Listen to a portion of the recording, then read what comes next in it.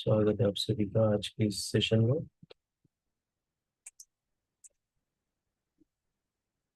तो हम लोग आज श्रीमद् भगवद गीता अध्याय 7 और श्लोक संख्या 5 पढ़ने वाले हैं।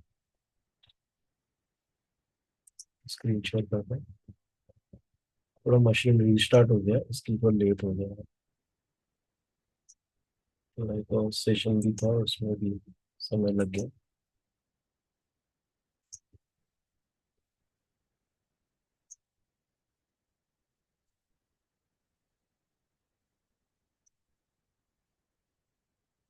हरे कृष्ण।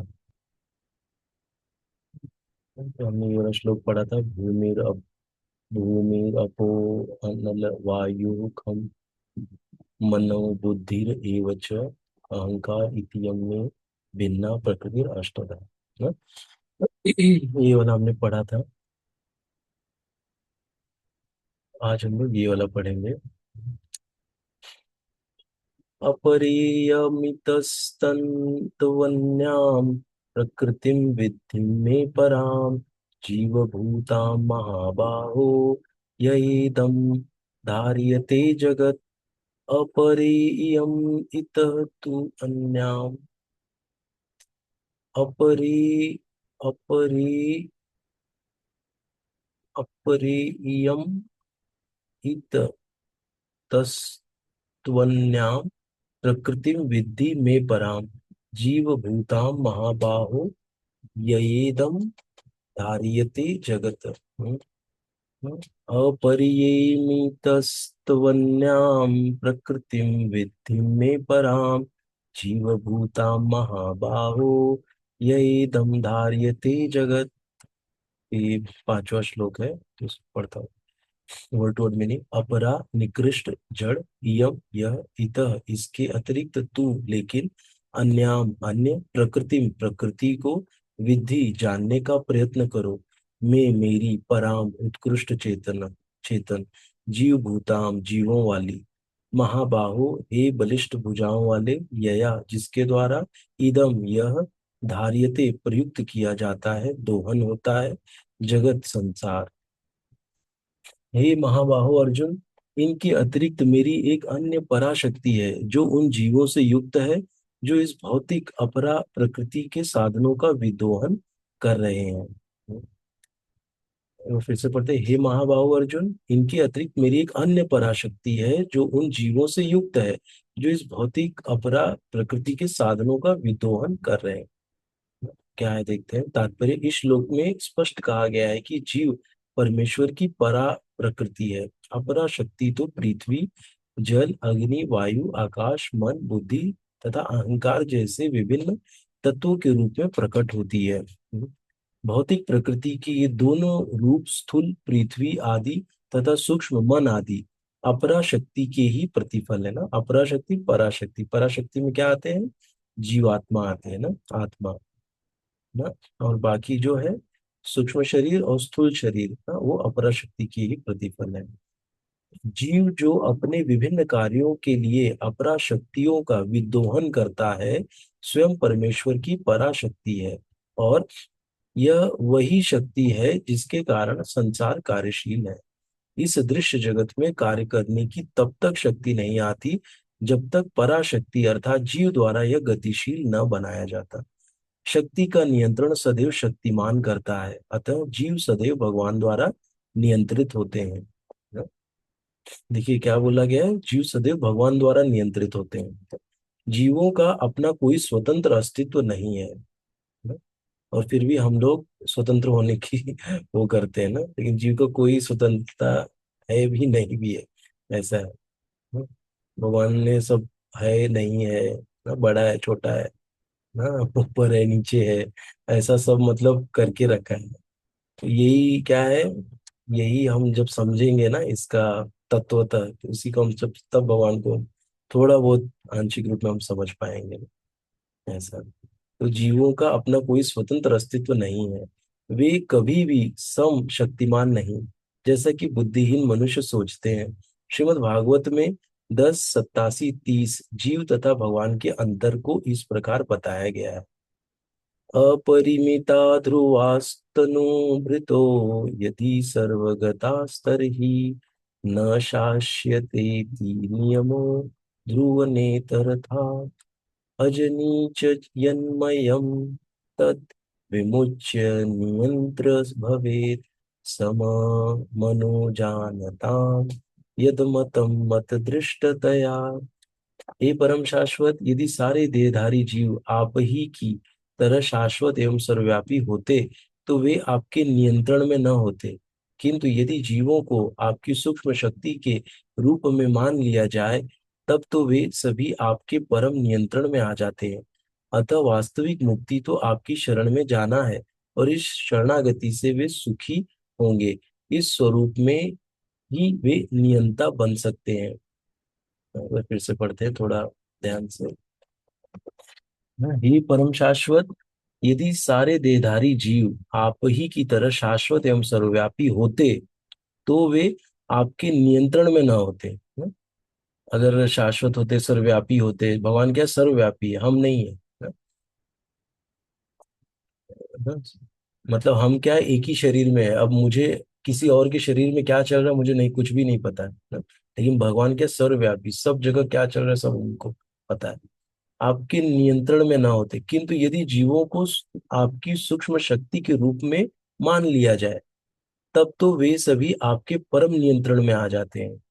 अतः वास्तविक मुक्ति तो आपकी शरण में जाना है और इस शरणागति से वे सुखी होंगे ना।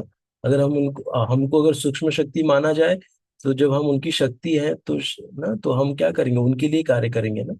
तो उनके नियंत्रण में आ गए ना, क्योंकि शक्ति को कौन इस्तेमाल करता है अच्छे से, शक्तिमान ना। शक्तिमान कौन है, भगवान है। तो वही भगवान शक्ति को जानते कहाँ पे कैसे यूज करना है। इसीलिए हम अगर उनकी शरण में आ जाएंगे तो हम सुखी हो जाएंगे। उस स्वरूप में ही वे नियंता बन सकते हैं। हम्म, कौन से स्वरूप में, जब हम लोग भगवान की शक्ति बन के कार्य करेंगे ना, जब भगवान के नियंत्रण में होके कार्य करेंगे तब हम नियंता बन सकते हैं। अतः अल्पज्ञ पुरुष जो अद्वैतवाद के पक्षधर हैं और इस सिद्धांत का प्रचार करते हैं कि भगवान और जीव सभी प्रकार से एक दूसरे के समान है, वास्तव में वे प्रदूषित मत द्वारा निर्देशित होते हैं ना। उनका मत क्या है, प्रदूषित है ना, अच्छा मत नहीं है उनका ये, कि जीव और भगवान सब एक है। परमेश्वर कृष्ण ही एकमात्र नियंता है और सारे जीव उन्हीं के द्वारा नियंत्रित हैं। सारे जीव उनकी पराशक्ति है क्योंकि उनके गुण परमेश्वर के समान है ना। जैसे हम लोग हमेशा इसके ऊपर चर्चा करते हैं ना, जो गुण होते हैं ना, एक सच्चिदानंद और एक है, क्या बोलते हैं उसको हम लोग,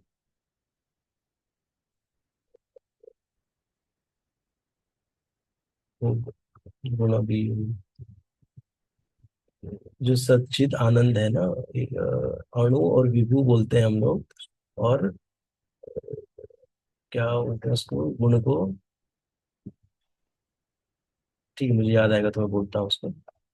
जीव किंतु जब जीव माया के बंधन से मुक्त हो जाता है तो उसे मुक्ति पद प्राप्त होता है। माया के प्रभाव में आकर अहंकार सोचता है मैं ही पदार्थ हूँ और सारी भौतिक उपलब्धि मेरी है। जब वह सारे भौतिक विचारों से, जिनमें भगवान के साथ तादात्म्य भी है, सम्मिलित है, मुक्त हो जाता है, जो तो उसे वास्तविक स्थिति प्राप्त होती है। अतः ये निष्कर्ष निकाला जा सकता है कि गीता जीव को कृष्ण की अनेक शक्तियों में से एक मानती है। जब यह शक्ति भौतिक कलमश से मुक्त हो जाती है तो यह पूर्णतया कृष्ण भावना भवित या भवबंधन मुक्त हो जाए या बंधन मुक्त हो जाती है ना। तो हम देख सकते हैं कि जो एक जीव है ना, इस पूरे अपने जो इस लोक में ले लो ना, भूअर लोक में, तो ये जीव क्या है, यही एक आध्यात्मिक शक्ति है ना। भगवान की पराशक्ति है, पराशक्ति मतलब आध्यात्मिक शक्ति। तो एक आध्यात्मिक शक्ति क्या है, जीवात्मा एक आध्यात्मिक शक्ति है ना, आध्यात्मिक धरातल से आया हुआ है। इवन जो हम देखते हैं कि जो हमने पढ़ा था ना, परमात्मा स्वरूप भगवान हमारे विराजमान है हमारे हृदय में, वो भी आध्यात्मिक जगत में नहीं है ना। तो मतलब यहाँ पे एक जो जीवात्मा है वो आध्यात्मिक जगत में है ना, वैसे हम समझ सकते हैं।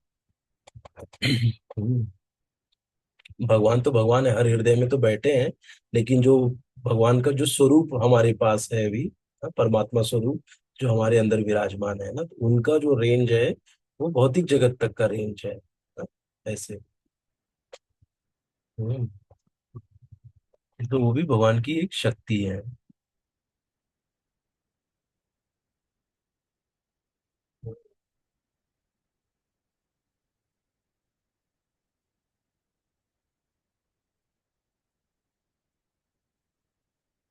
उसका मेरे को वही ध्यान में नहीं आ रहा हो, जिसको हम बोलते हैं ना कि अ,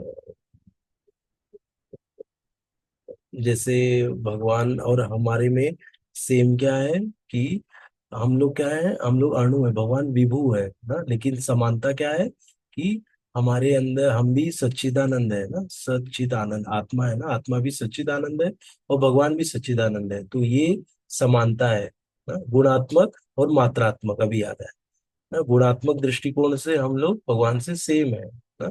इसीलिए यहाँ पे ये बोला गया है क्योंकि उनके गुण परमेश्वर के समान है ना। गुण मतलब क्या क्या है, वही सत चित आनंद। किंतु वे शक्ति की मात्रा के विषय में कभी भी समान नहीं है ना।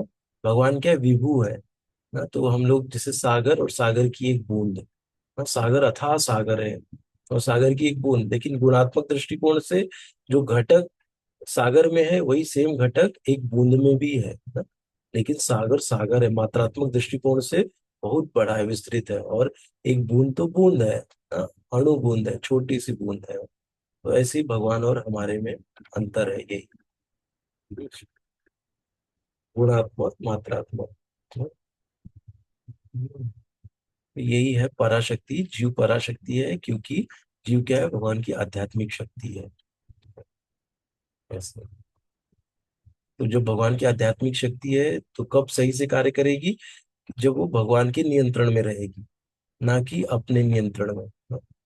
ऐसा जैसे प्रश्न पूछते हैं ना कि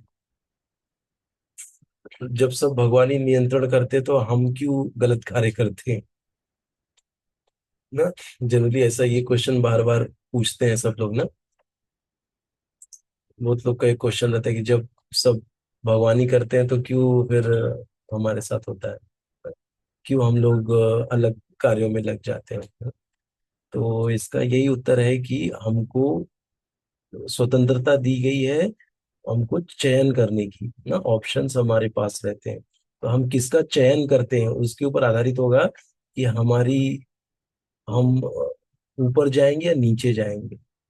ये उस पे निर्भर करता है हमारे चयन के ऊपर, हमारी जो बुद्धि के हिसाब से। अगर हम जो जिस चीज का चयन किसका करते हैं ना, हमारे पास दोनों रहेगा, एक तो आध्यात्मिक भी और भौतिक भी ना, हमारे पास ऑप्शंस रहेंगे ना। हमेशा हम लोग किस पे रहेंगे, हमेशा हम लोग जंक्शन पे रहेंगे। जंक्शन मतलब क्या कि ये भी हमारा एक शरीर भी एक जंक्शन है ना। इस शरीर को पा के यदि मैं इसको भगवान की भक्ति में लगा दिया ना, जिसके लिए जीवन का जो उद्देश्य है, तब क्या होगा, मैं सही रास्ते पे चल रहा हूँ। लेकिन यही जीवन को मैंने खाली भौतिक भोग में लगा दिया ना, तो क्या हो जाएगा, ये मेरी अधोगति में चला जाऊंगा ना, उन्नति नहीं होगी फिर। हो सकता है अगली बार ये शरीर मिले ना मिले, कोई गारंटी नहीं। तो ये होता है कि जंक्शन है, ये भी शरीर भी, मनुष्य जीवन भी एक जंक्शन है। यहाँ से हम लोग भगवान के धाम भी जा सकते हैं या यहीं वापस से हम आ सकते हैं। तो जैसे हम देखते हैं ना कल्याण जंक्शन, कल्याण से करजत भी जाती है गाड़ी और कसारा भी जाती है ना। तो हम कौन सा हमको रास्ता चुनना है, हमारे पास वो ऑप्शन रहता है ना। तो उसके लिए हम भगवान को दोष नहीं दे सकते कि क्यों, तो मैं तो भगवान के नियंत्रण में हूँ। खाली बोलने के लिए या हम सही में है क्या भगवान के नियंत्रण में। और नियंत्रण में हम कब रहेंगे, जब भगवान के द्वारा बनाए गए रूल्स को जानेंगे ना। भगवान के द्वारा रूल्स कहाँ दिए गए ना, धर्मं तु साक्षात भगवत प्रणीतम। धर्म क्या है, साक्षात भगवान की वाणी है। भगवान की वाणी क्या है, श्रीमद् भगवत गीता ना। तो जब हम ये पढ़ेंगे तभी हमको भेद बुद्धि मिलेगी ना, विवेक बुद्धि मिलेगी। तब उस विवेक से हम लोग को पता चल लगेगा कि मेरे लिए क्या सही है क्या गलत है। तो हम बराबर से सही सही सही चूज करके हम आगे बढ़ेंगे ना, तो उसी से फिर हम कह सकते हैं कि हम भगवान के नियंत्रण में हैं। नहीं तो फिर नहीं। वैसे इसीलिए कोई भी जो हम निर्णय लेते हैं तो उसको बड़ा सोच समझ के आध्यात्मिक दृष्टिकोण से वो हमको निर्णय लेना चाहिए। नहीं तो हमारे वो पतन का कारण भी बन सकता है।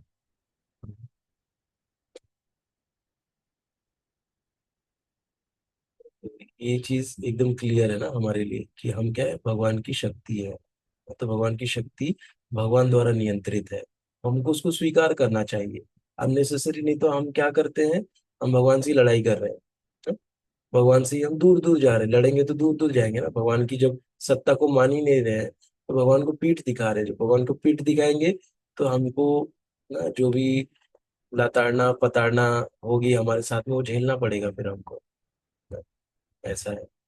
तो एक्चुअली क्या है कि जो भक्त होता है वो ये नहीं सोचता ना, उसको भगवान से प्रेम होता है ना। तो ऐसा नहीं कि कोई लोग ऐसे भी बोलते हैं कि आप लोग डरा के सबको लेके आते हो ना।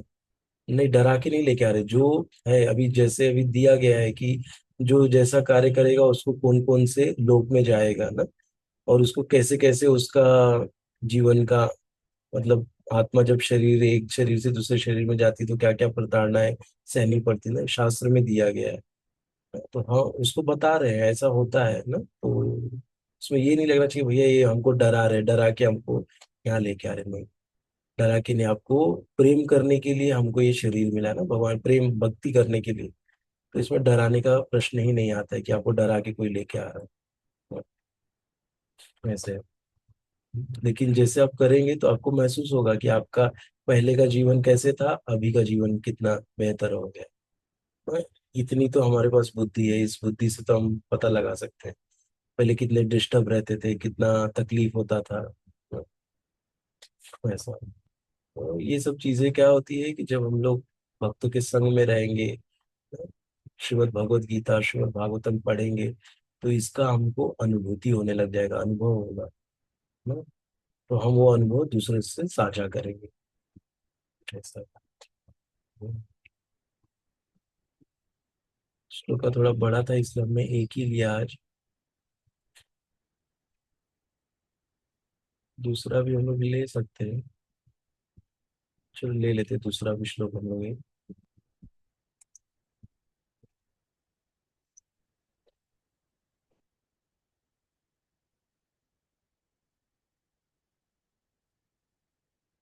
एतद् योनीनि भूतानि सर्वाणि त्युपधारय, सर्वाणि इति उपाधरय, अहं कृतस्नस्य जगतः प्रभवः प्रलयस्तथा एतद् योनीनि भूतानि सर्वाणि अत्युतपधारय, अहं कृत्स्नस्य जगतः प्रभव प्रलयस्तथा।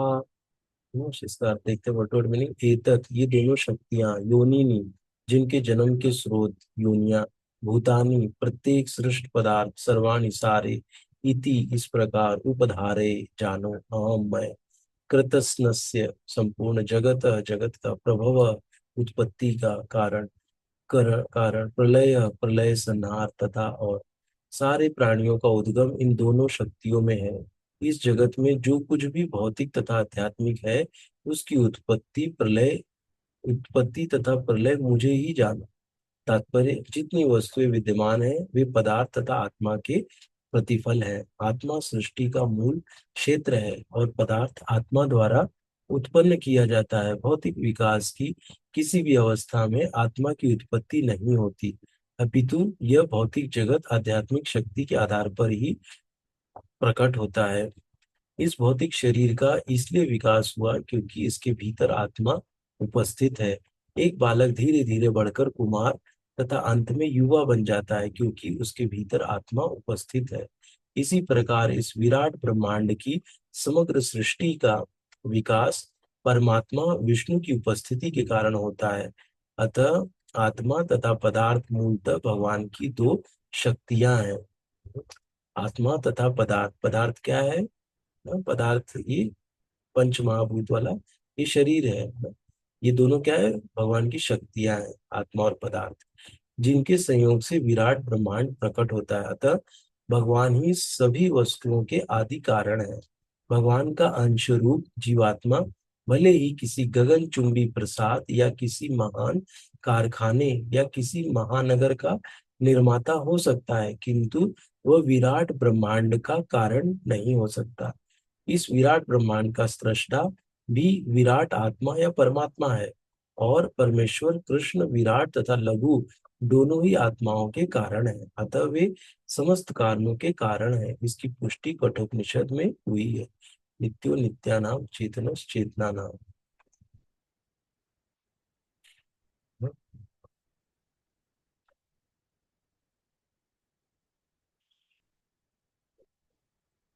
जैसे बताए कि सारे प्राणियों का उद्गम इन दोनों शक्तियों में है।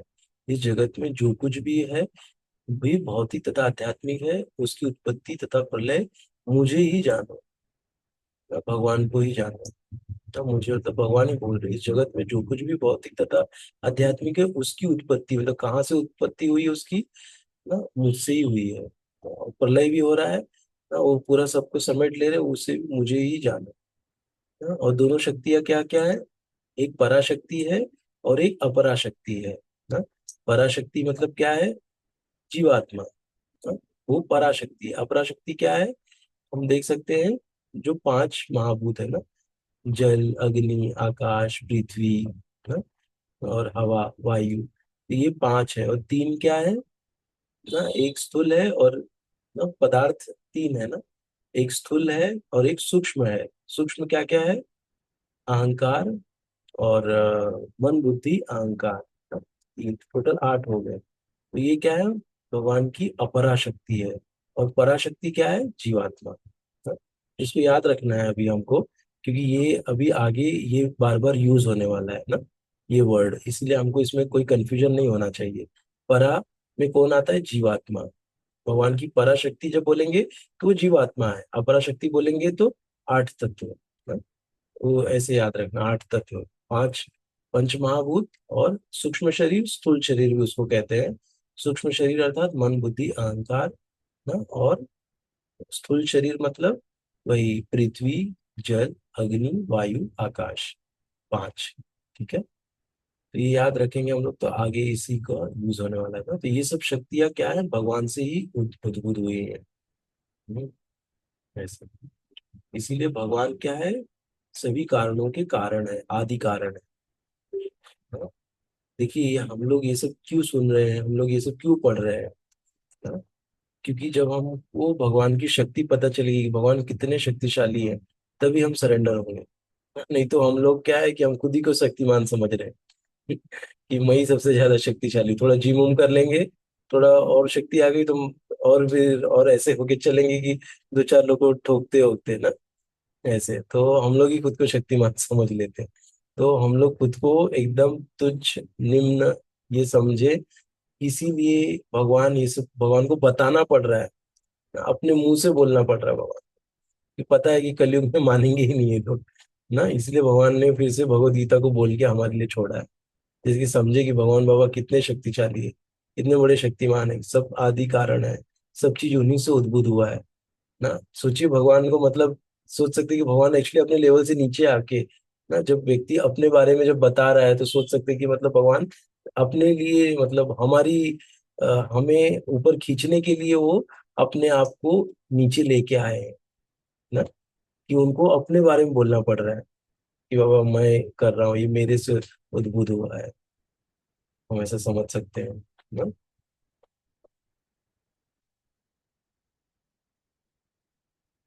जैसे कहते हैं ना कि श्री प्रभुपाद जी ने क्या किया, भगवान को ऊपर से नीचे खींच के लाए ना, क्योंकि हमारी योग्यता नहीं थी ऊपर जाने का, हम लोग क्या थे, नीचे थे, हम लोग को नीचे से वो ऊपर उठाए और दोनों का मिलाप कराए, संबंध बनाए ना।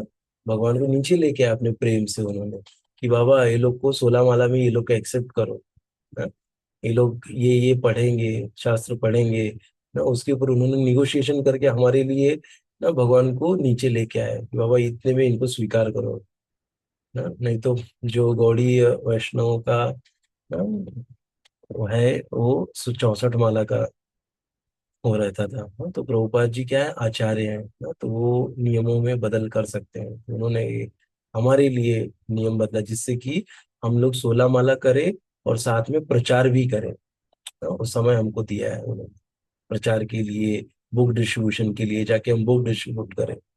उसके लिए हमको ये 16 माला दिया है। तो ऐसे नहीं कि खाली 16 माला दिया तो हमको खाली 16 ही माला करना चाहिए, वो मिनिमम माला है हमारे लिए ना, 16 राउंड हरे कृष्ण महामंत्र का जप। हरे कृष्णा कृष्णा कृष्णा हरे हरे, हरे राम राम राम हरे हरे, ऐसे।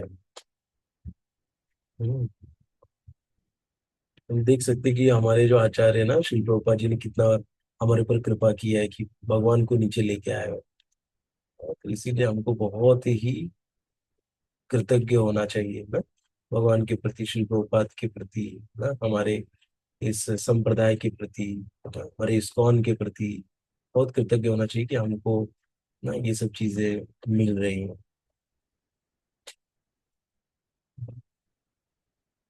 तो और ये सब तभी सफल होगा जब हमारा दृढ़ विश्वास होगा ना, परंपरा पे, हमारी टीचिंग्स पे ना, तब ये चीज हमको आनंद देगी। नहीं तो फिर ये सब ऊपरी स्तर पे ही रह जाएगी। तो थोड़े समय के लिए आनंद मिलेगा, बाद में वो आनंद छू हो जाएगा और हम भी छू हो जाएंगे। तो ऐसा हो जाएगा नहीं तो। इसीलिए इसका जब सतत आनंद चाहिए तो हमको बहुत ही श्रद्धा विश्वास के साथ ना इसमें रहना है, सेवा करते रहना। ठीक है, तो आज हम लोग यहीं तक करेंगे। तो बहुत बहुत धन्यवाद आप सभी का ज्वाइन करने के लिए। हरे कृष्ण, जय श्री प्रभुपाद की जय, अनंत कोटि वैष्णव वृंद की जय। बहुत बहुत जय। हरे कृष्ण। दंडवत दंडवत प्रणाम। कोई प्रश्न है क्या? ठीक है, तो कल मिलते हैं। हरे कृष्ण। कृष्ण।